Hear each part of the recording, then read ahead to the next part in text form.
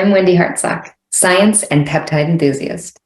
In this episode of Exploration Science, Doctors Gemma and Kevin McDonnell of Bicycle Therapeutics discuss the tunable pharmacology of bicycles and dive into some of the properties that make the bicycle platform amenable to the generation of standalone molecules or even molecular guides for precision targeting. What are bicycles? Sure. So bicycles are an exciting new chemical modality. They're made from linear peptides, usually around about 15 amino acid residues in length. And we have a cysteine residue at either termini and one somewhere in the middle. And these three cysteine residues are reacted with a small molecule scaffold, what we call it. And that creates this bicyclic structure. And that's really useful because we know that linear peptides tend to be quite floppy. They're liable to proteolytic degradation. And we know that macrocycles improve those properties a little bit by putting a bit of constraint into the ring, and they're less amenable to proteolytic breakdown. But when we have this bicyclic structure, what we find is that the peptides are then very constrained. The structure is really locked in the bioactive conformation, which give rise to really high affinity binders. And it really helps with the stability as well. Something else I was, just sort of reading about, I guess having that specific constraint and then the surface area relative to the size, that seemed to be one of those properties of bicycles that make them very useful. Can you just give me a little bit more information on like how that plays out in discovery and whatnot? Yeah, sure. I mean, the pretty large surface area means that we can achieve really high I think the word ligand efficiencies, right? Yeah, and selectivity. So we've had examples where we've had proteins that are very closely related, nearly 100% homology in the active site, and in cases of enzymes, but we found very selective binders to one protein versus its homologs because the active site is maintained across the different proteins, but the large binding footprint actually allows interactions to happen outside of that conserved active site, and so we get really selective binders. I was recently at the it's the GFPP. It's this group of French protein and peptide group meeting. I don't know. I'm screwing up the name a little bit, but the GFPP. And it was in Porlicot, France, but there was this really cool program. And one of the speakers was talking about neurotoxins, and specifically this one example, he was talking about scorpion neurotoxins and how, they have this very specific structure, right? The protein structure. And then when they looked over at these wheat antimicrobial peptides, they found that they could change as little as it was like 2 residues and turn these wheat AMPs into the same type of, I think it was a potassium channel blocker as these scorpion neurotoxins. These are completely different proteins, right? But it was just this minor change because of the way that they're presented into the channel. You can have this totally unrelated peptide mimic this protein. And I mean, the IC50s were almost identical for, a wheat peptide that had no activity before. So it was kind of reminiscent of what you're saying, that you can have these, these binding pockets that are going to have a large protein that would come in and interact, but that you can mimic that by having the exact correct presentation, I guess, of amino acids that can go into the groove. And how big are bicycles? Like, what's the molecular weight? About 2.5 kilodaltons, in general. Yeah, it's incredible what you can do with medicinal chemistry. And do you do a lot of structural analysis of these, or is it completely screening when you're for the binding sites? So we use a phage display platform to identify hit bicycles, but then it's an interesting setup because the screen is biological, but obviously because we can synthesize the bicycles, we then move to medicinal chemistry to optimize. But what we try and do along that process is structurally enable our programs.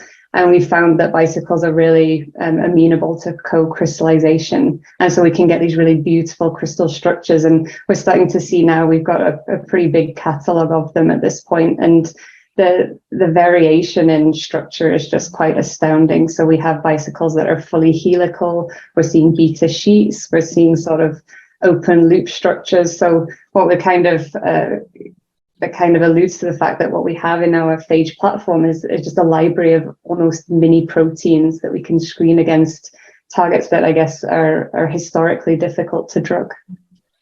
Yeah, I would not have thought of the structural diversity in a small library. What were you going to say, Kevin? Well, yeah, I think I tried to add this in earlier, but I think Gemma had the better answer. But this term ligand efficiency has popped up in our conversations at work lately, and I think the crystal structures really drive it home. And and like what you were saying about a small folded peptide can achieve this quite high affinity and with small changes, different binding properties. But what's really amazing is you're getting sort of antibody-like binding properties, larger protein-like binding properties out of a very small molecule.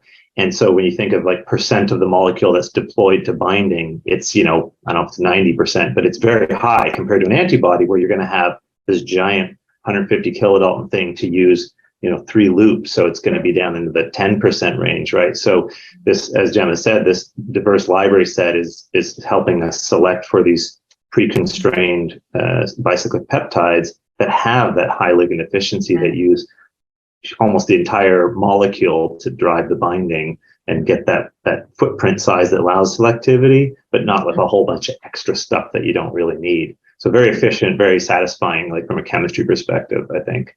Oh, yeah.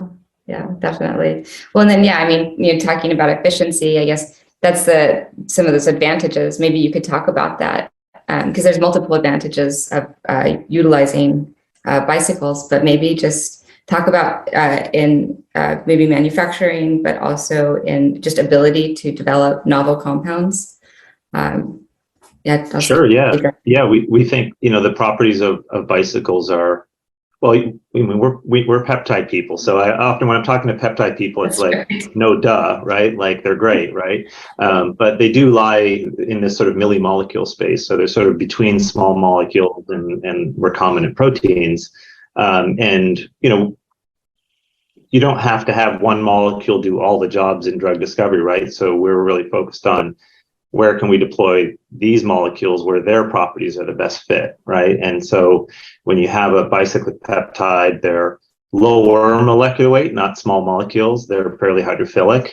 But as we've discussed, they have really strong binding potential. So where does that land you? You have properties of molecules that can, that are hydrophilic and largely constrained to hydrated vascular compartments as opposed to going through cell membranes, right? I know people are working very hard to get peptides through cell membranes, but by their nature, they tend to not do those things. So that differentiates them from small molecules. It also differentiates them from small molecules in terms of how they're cleared, right? So moderate sized hydrophilic compounds are going to be renally eliminated.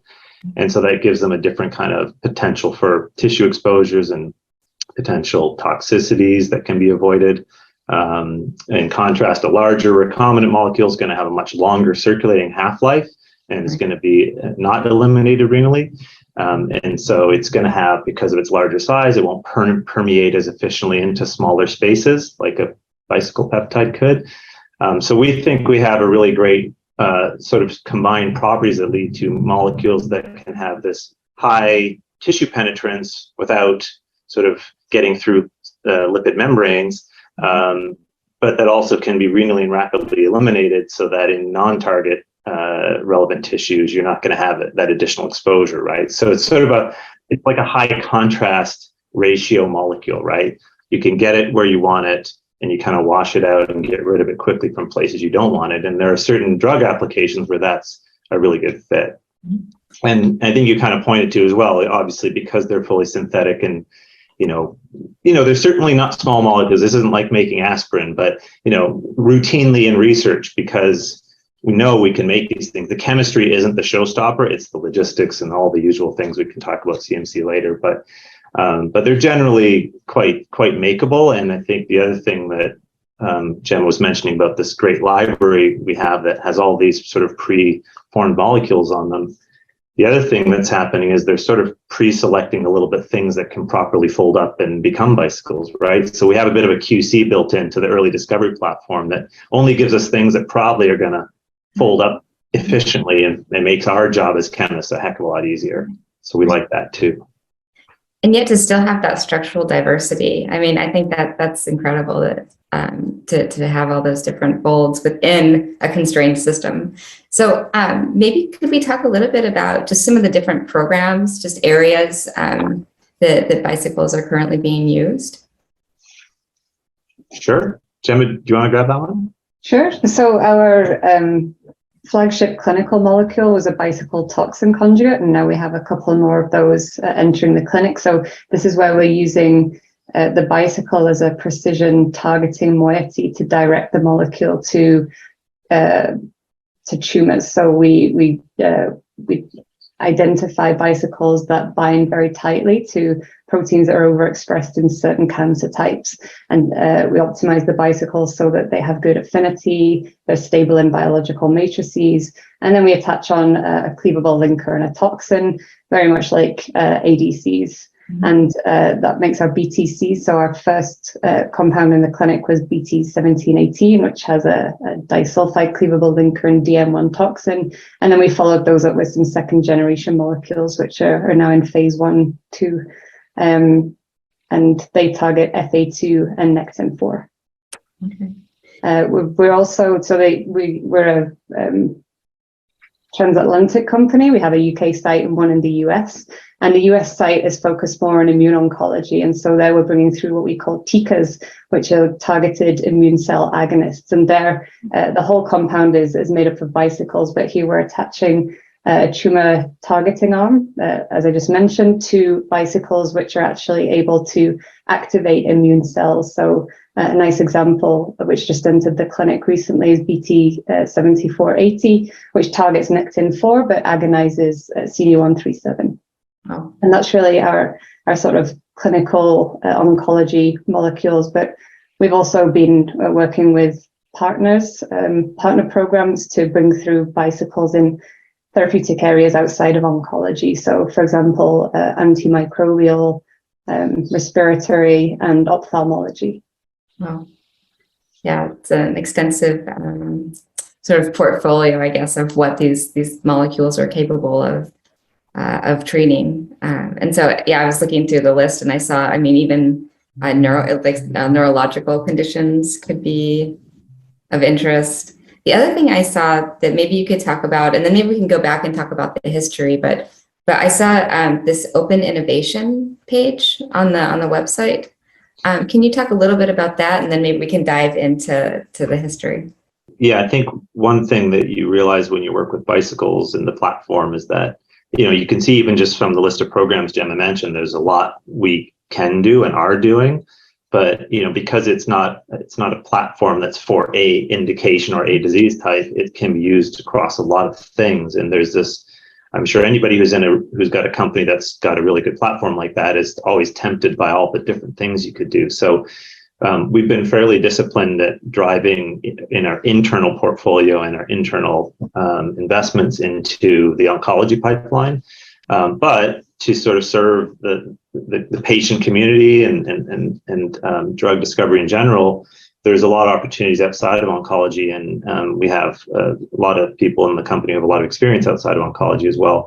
So there are always opportunities, but how do you do that in a small company, right? So what we've done is we've gone to get grant funded work. We might find a partner who funds and does a large part of the work and has the expertise outside of oncology to do all the important biology. So those are what you'll see in our website around specific programs like the ones Gemma listed.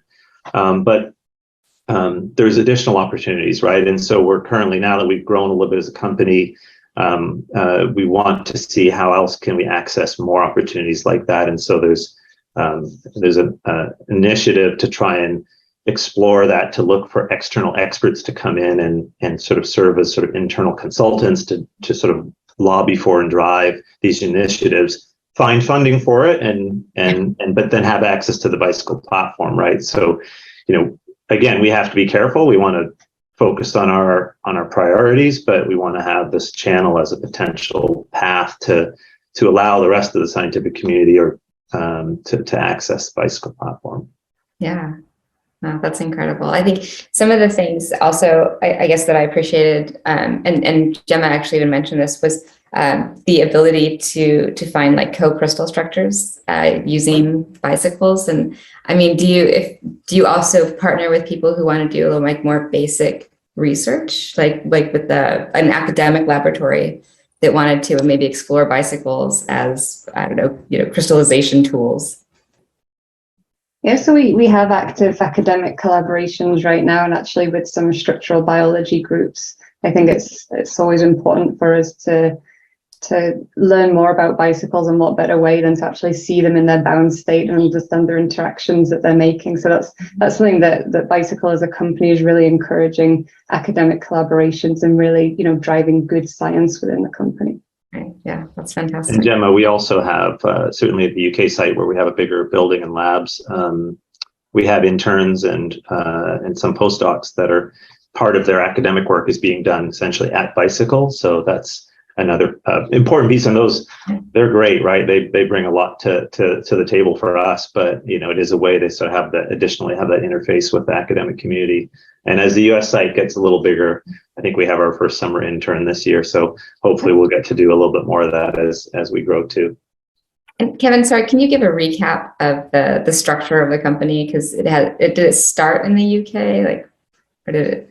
Yeah, it definitely started in the UK. So the company was founded based on, the pioneering work by Sir Gregory Winter, who won a Nobel Prize for this, this sort of use of evolutionary principles and to drive discovery of new molecules. And he shared that Nobel Prize with a few others. So the company is founded and the mothership, the home base is in Cambridge, UK. And so that was 2009, I believe, Gemma, was when the company was founded. And as we said earlier, the US site sort of came into existence in sort of 2016. So the company, the way it sort of is distributed is I think it's sort of in the 60-40 split. I think it might be 70-30, depending on we've been hiring a lot, so it's been shifting around a little bit. But the platform operates in the UK, so the phage display platform and all the elements of that discovery engine are driven from the UK site. And then as bicycles kind of come out of the platform, they're now sort of used in different programs. And so we have, for instance, at least this is in the preclinical space, we're going to have programs for bicycle toxin conjugates and TICAs, as Gemma mentioned, the other programs. So largely the US site in terms of research activities is focusing on the immuno-oncology aspects. So we have, at the US site, we also have people in finance and clinical translational activities that span across all the programs. So in the UK, large, brand new, beautiful building with a discovery platform, scientists that work across a lot of the programs, across all functions, including clinical translational business as well. So it's reasonably integrated, but there are some aspects that happen, a little bit more in one site over the other. Right. Okay. So I'm curious, you had mentioned sort of jumping a little bit into CMC. And this is kind of going to be a loaded question here, but and loaded, I just mean it's going to be like 5 questions in one. What I'm curious to know is, as one goes from discovery mode to through development and into the clinic, what are some of the biggest sort of hurdles, just as chemists, that you've seen, but also maybe some surprises and opportunities that you were like, oh, okay, this is really interesting that we can jump from this discovery to clinical. Yeah, maybe, I don't know, Gemma, can you talk us through a bit first? Because I'm thinking there's 2 parts to this, right? It's like, how do we even get to that point, right? How do we get to something that's worthy of being a candidate? And then there's that overlap where you're trying to get that molecule to the clinic. So, I mean, maybe Gemma can set us up with, what does it look like to get a bicycle to that place where we can get to the thing you're trying to ask us about? Yes. Sure. So I think, as Kevin said, there are certain stages in developing a bicycle. The first is obviously very early on with the phage screening platform, and that really drives to generate high affinity hits. So once we have these great hits to the targets then we pass the bicycles onto the medicinal chemistry team, and their job then is, because the phage's job is to get really high affinity, but they don't know that the bicycles are meant to be drugs. So there might be stability issues. We might need to alter the phys chem, and so we optimize the bicycle monomers on their own as a sort of targeting moiety. The next stage then would be to format the molecule according to what biological properties we want it to have. So in the case of our drug conjugates, that would be adding on the toxin and the linker. If we wanted to go for an immuno-oncology type molecule, then it would be adding on the immune effector arms. And so we had a compound where we could achieve POC, biological activity. And then we would really drive the medchem towards sort of candidate seeking phase, where we would look at the PK, make sure that's got good line of sight to the sort of dosing regimen that we would want to go for in the clinic. And we would also do some preliminary safety studies before we declared a candidate. But the other thing which you just mentioned there is that we always like to do some sort of CMC scouting, so a bit of process development, just to make sure the compound that we've made doesn't have any red flags in terms of CMC. And then Kevin, I don't know if you want to take it from there. Sure. Yeah. So I think, as Gemma said, we have this sort of, like most companies, I think we haven't invented this, right? So we have a candidate nomination and selection process, which would be very similar to a lot of other companies. As you know, these are fully synthetic molecules. So they do sort of fall in the same regulatory pathway as other small molecules. They're not recombinant biologics. They're not all natural peptides. So they definitely are treated as fully synthetic small molecules. So our path then from that candidate point, so when we've internally said, yes, governance agrees, this molecule has the chops for us to invest in it, right, to take it the rest of the way, then we have, again, it's a process which I think would be fairly industry standard at that point. So we will have done some preliminary scouting CMC, so we'll know that we can make 5 to 50 gram scale and good purity, and there's nothing obvious that's going to fall over when we try to go larger than that. Right. So that, of course, is just the entry point, right? So once we have the candidate, we obviously have to now go make more of the material, and depending on the safety profile, we might need to make quite a lot more for toxin conjugates, because you have inherently built in a toxin, right? That's going to have a different look than a molecule that's specific to activating CD137 only when it sees a tumor antigen, and those can have a very high safety margin. And we've presented this publicly that, we've had to dose up to hundreds of mg per kg in preclinical tox experiments, and we didn't really have, very many findings there. So that just means from a CMC perspective, you have to make quite a lot of material just to get through your safety studies. Yeah. And then, there's one thing to make the drug substance. And so the usual routine of, we have, in some cases, have to make a fairly large scale non-GMP batch to supply those safety studies, but also to supply, drug formulation work, right? So the process development around the drug product has to be done. In general, we're using, lyophilized peptides in vials. That's sort of the drug product that goes to the clinical sites. And then, as we were saying, the safety studies, a lot of translational activities to continue the really great work on how the molecule works, what patient population is going to be served the best from the molecule. That's just ongoing intensive biology work that has to happen. And then, of course, there's the clinical biomarker assay development piece that has to come in line. And one thing we have actually presented on this a little bit as well, is that bicycles are great reagents, right? And so we've found in some cases for this BT7480 clinical trial that started recently, we have some bicycle-based reagents which have turned out to be much more effective in terms of the readouts, some of the readouts from the clinic. Not that we haven't presented that data yet, but at least in terms of assay development and deployment of the assay, we found that bicycles make really good reagents for certain aspects of biomarker studies. So that's pretty neat.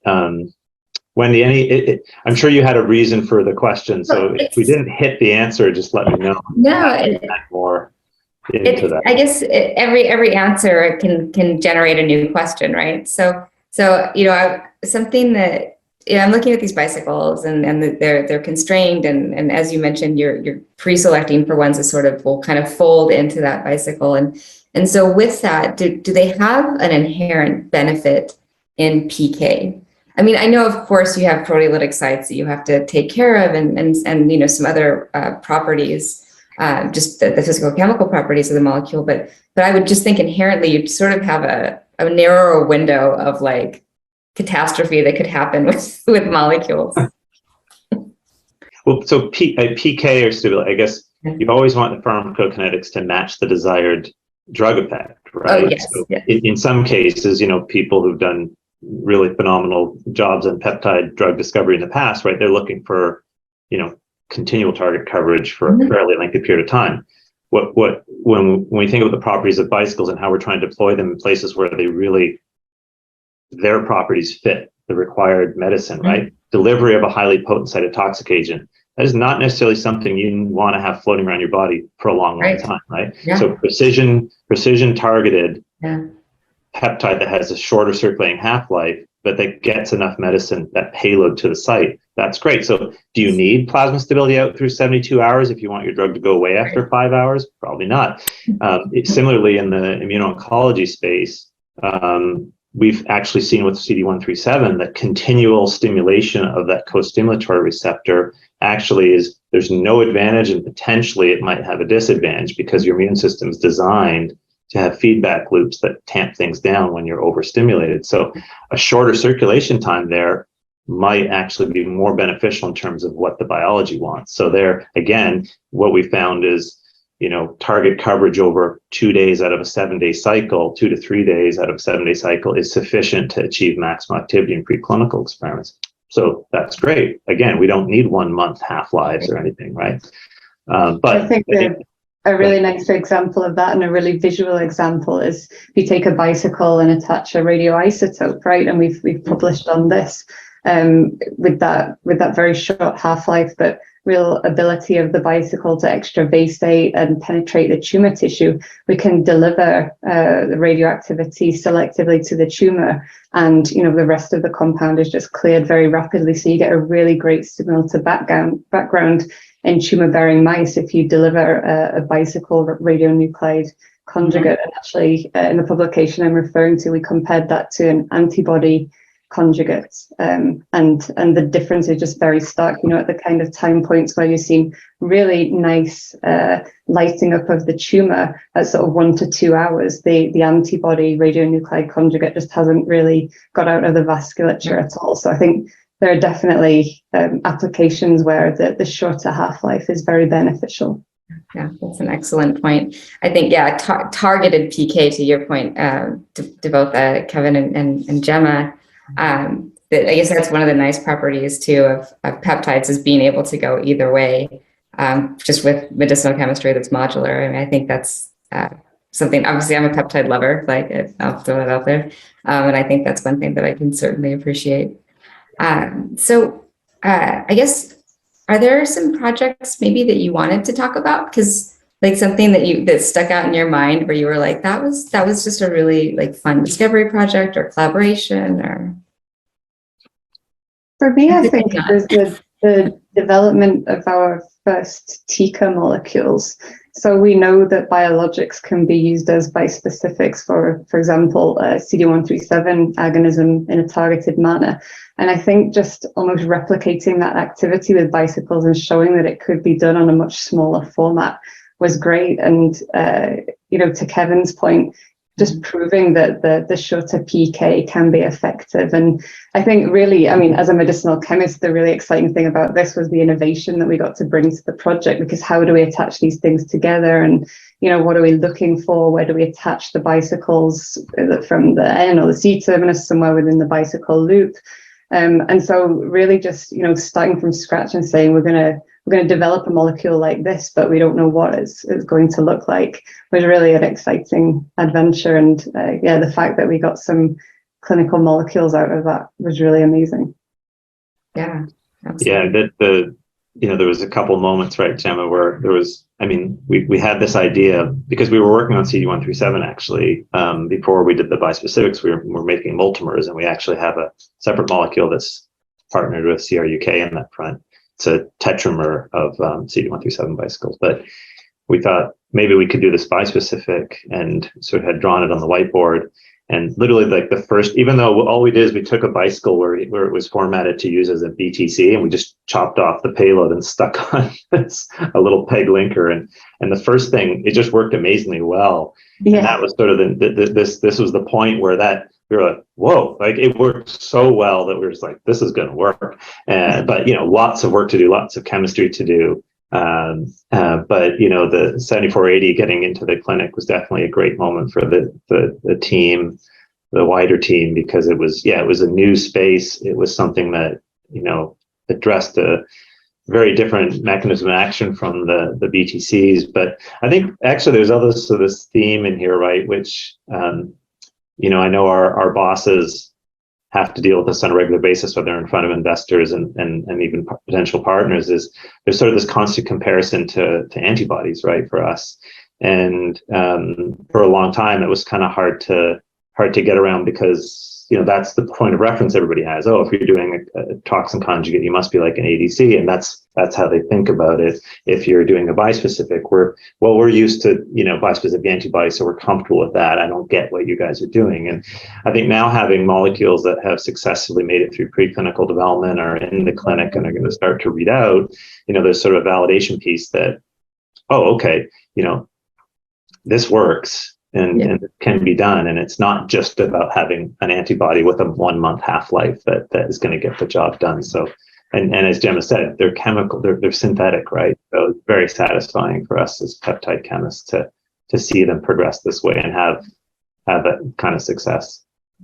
So something else that you had mentioned, I guess going back, I think when Gemma was going through the development of these peptides, was doing some process optimization, or at least the chemistry at Bicycle with the medicinal chemists. And this is something that, when I was in grad school, it was, so back 2005, 2010, that range. And very much what I was taught was you make the molecules, and this is not from the peptide people, this is from my small molecule teachers, was you make the molecule and the process chemists will figure out how to make it efficiently. Like you do whatever it takes and they'll just put it downstream. And as I've been talking to people like Anna Maria Papini and other folks that are really trying to do scale up efficiently, and as we think about the earth and the environment, and really trying to be economical throughout the whole discovery through manufacturing, how much, I guess, effort do you put into that process development in the discovery side? And maybe that's kind of a difficult question to answer, because it's a very general question, but just a blanket answer of how much work really goes into that. I think we're really keen to have that feedback loop from the CMC team. So we have meetings where they join in, and if we're presenting things that will look a little bit crazy and difficult to make, they might pipe up and say, "Hang on, have you thought about CMC?" But there are particular learnings that we've taken from the CMC team and tried to implement those into new designs, because if it doesn't work on scale, then there's no point putting it into new projects. So we do have a close communication with the team, and we try and implement everything that they feed back to us. Nice. What I guess, let me look at my list of questions here, because I did have some, and make sure I got, I guess, some of the things, Kevin, you had touched on this before, but the properties of bicycles that really do help them overcome challenges of other molecules. Could you maybe talk a little bit more about that, and sort of what you've learned as, like, both of you as you've been with the company? Maybe has it even transitioned a little bit about how you think about medicinal chemistry?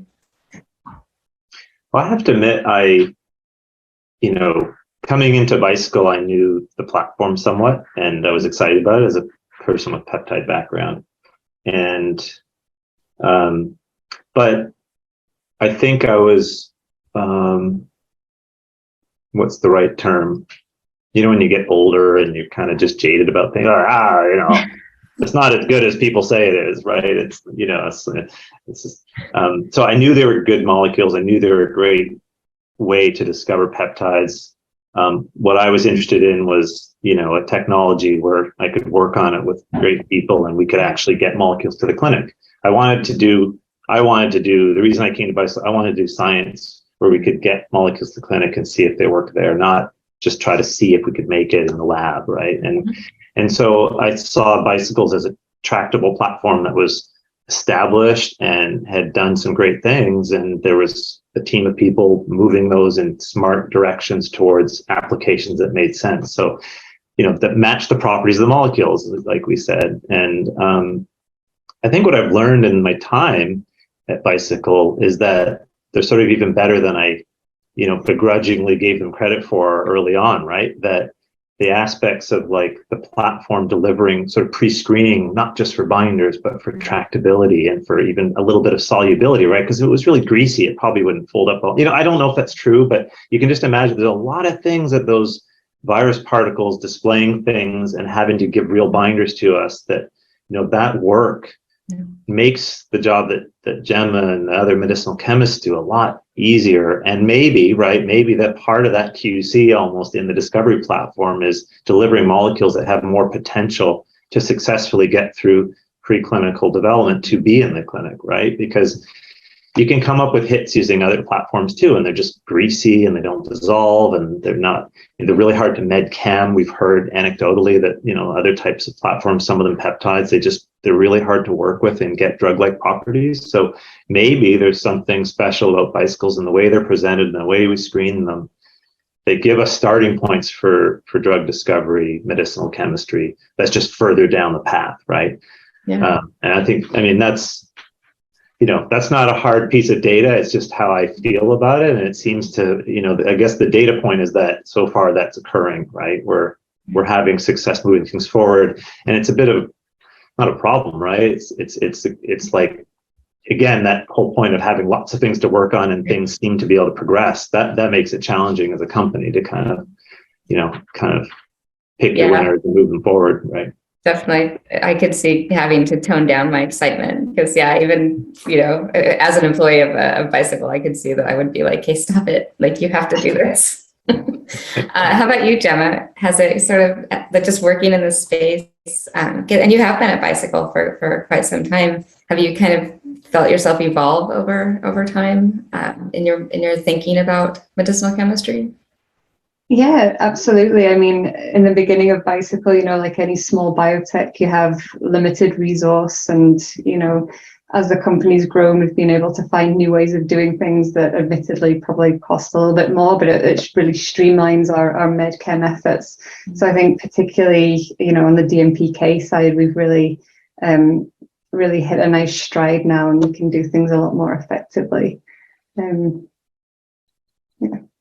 Awesome. Well, is there anything that maybe I haven't asked you? I have one final question, but first off, before I get to that, I'm curious if there's something I haven't asked you that you wanted to talk about, that you wanted to tell people about Bicycle. Wow. I feel like I would be remiss if I didn't say, the company's growing quite rapidly. We've had quite a good last 2 years of things happening and fundraising, and there's been a lot of open positions. I'm sure there still are a lot on the website. So, we're really excited to grow our team. We want to work with people who also want to be excited about what we're doing. And I can say that we're probably just encroaching on or just north of 200 people now. And that's quite a lot more than we were about a year ago. So, we really want to keep hiring the best people and keep growing a really exciting team. So if you're out there and you're interested in check out the website, get in touch with us and we'll see if you want to be part of the team, that there's a fit, and that'd be great. So, yeah. And is that in the US and the UK that you're growing, or is that primarily in the US or? Yeah, it's been across the board growth. Okay. Yeah, and with clinical programs growing, there's needs there. With preclinical pipeline has a lot of programs on, so there's that requires people as well. So it's been a busy year. Always busy at Bicycle, but it's fun. And it's a great team. Awesome. How about you, Gemma? Was there anything else? Maybe that just maybe an opportunity or again a special program or something that you just wanted to talk about, that you were like, oh, we should mention this? How about new papers that have just come out? Papers that may have just come out. Yeah, we've had a couple of publications actually quite recently. So one of our medicinal chemists, Puneet, has authored a paper that talks about the medicinal chemistry optimization of our Nectin-4 targeted CD137 agonist, 7480, and that's great. That's in JMed Chem. So check that out if you can. And we just had a paper come out in bioconjugate chemistry as well, where we're looking at using Gold-Mediated cysteine arylation to build even more constrained bicycles. And that was a really fun piece of work actually that we worked on, because I think, the more constraint you can get in these bicycles, the higher affinity you can probably drive to. And I think, just as I said, the innovation and trying new chemistry and implementing that into the company and the platform is just really exciting. So yeah, check those out.